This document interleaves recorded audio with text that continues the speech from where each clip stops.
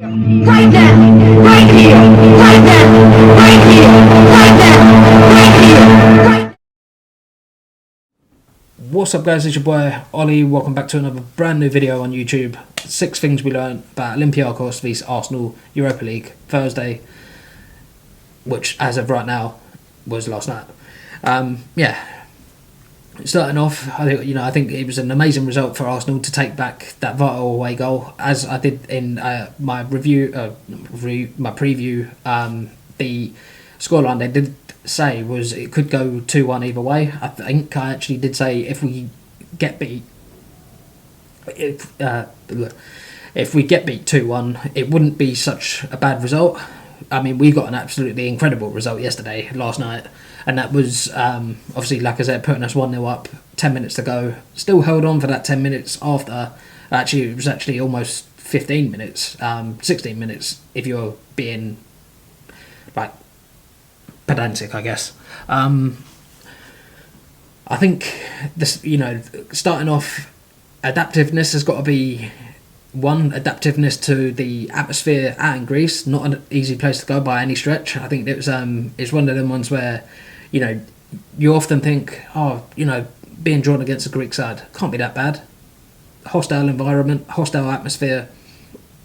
Nah, players done exceptionally well to handle that yesterday and come away with that, as I say, that vital away goal. And who knows, that could be so vital that it could see us through in the next round or to the next round, but also it could go just the absolute opposite. But that's been sort of point number one. I think point number one, just adaptiveness, being able to shut out as such the, not necessarily the naysayers as such, whatever kind of records that have gone past or gone by in the past.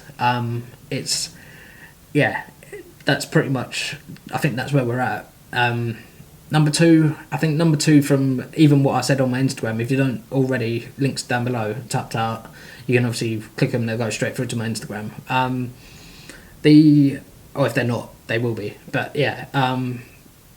point two, I was going to leave him till the last, but point two has got to be the resurgence in form of Alex Lacazette.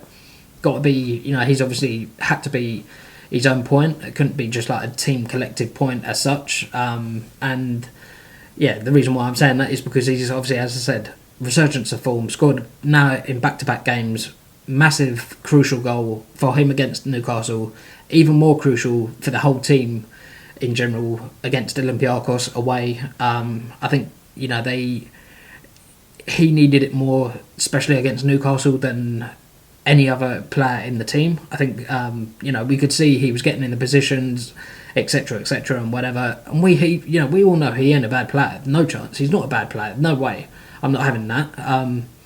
And for all those of you who think it, rethink. I'm not going to say rethink it, because obviously if that's your opinion, that's your opinion, and we're all entitled to ours, no matter what. Football is unanimous for opinions. But he needed it as like I said, more than I reckon any other player. So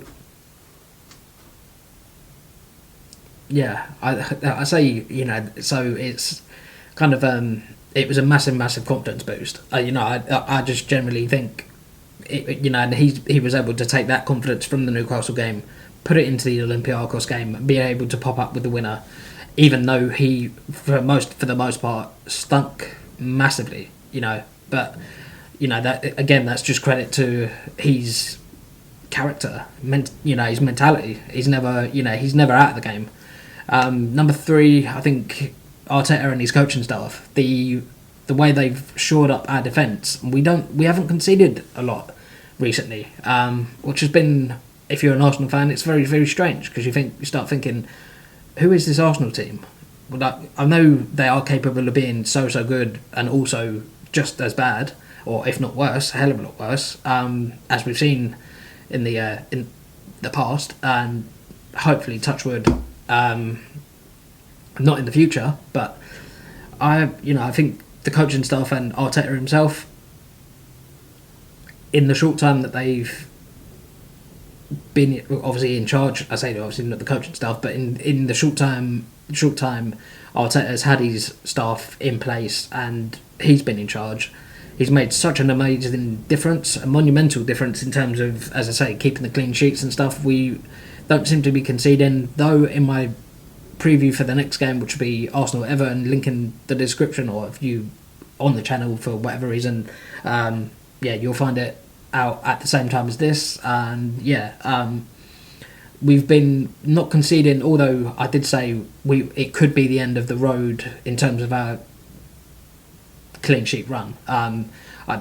You'll have to go click the link to find out what I've predicted. But I think he deserves a hell of a lot of credit, as I say, as well as his coaching staff. But I guess point number 4 would be the ever-present Aubameyang being able to pre-assist for the goal in the build-up, being able to do really well on the wing, keep the ball in play, lay it off to Saka, who in turn laid it off to Lacazette, who in turn laid it off to the bottom corner of the back of the net. I think he's been obviously, and no doubt will be, why he's still an Arsenal player. I say that because obviously, he always gets linked with moves away. Whether, whatever happens, he's been outstanding for us as far in his Arsenal career. And I think, I just think he's been a shining light in terms of the performances and how consistent we've been because of his performances and his goals. I think point number 5 and almost joint number 6 has got to be Arsenal in general. The progression that they've shown under Arteta. We wouldn't have won that game last night under maybe previous managers. You could say, all right, we might have won it under Wenger, but we definitely wouldn't have won it under Emery. That's just my own opinion. And I think, I think that's pretty much not stands to reason, but it stands to sort of, where we're at, and the progression, the slow turn of form that certain players have shown. I think I've got to give him his own point. So point number 5 is just the team in general, the mentality, ever since they've come back from Dubai, they've looked completely more together. They've, looked more of a unit, and I think that only will lead to better things before the season's out, and the better things in terms of results, not getting the draws as much, but getting the 3 points, converting those draws into wins. And like I was saying to Dad earlier on, if we could only have converted those, maybe 1 or 2 of those draws into wins, we'd been right up in the mix. And who says we're not going to be by the end of the season? That's what I'm hoping. I know a lot of you guys are as well. But point number 6, I know I was going to do a joint 5th and 6th, but point number 6 has got to be Bukayo Saka. And, Bukayo Saka, just, I can never get his first name right, so apologies if you are watching this for whatever reason. He's just been amazing. I think he's, for the age that he's at and the maturity, I guess, that he's showing, the skill, and everything, and the talent is second to none in his age group.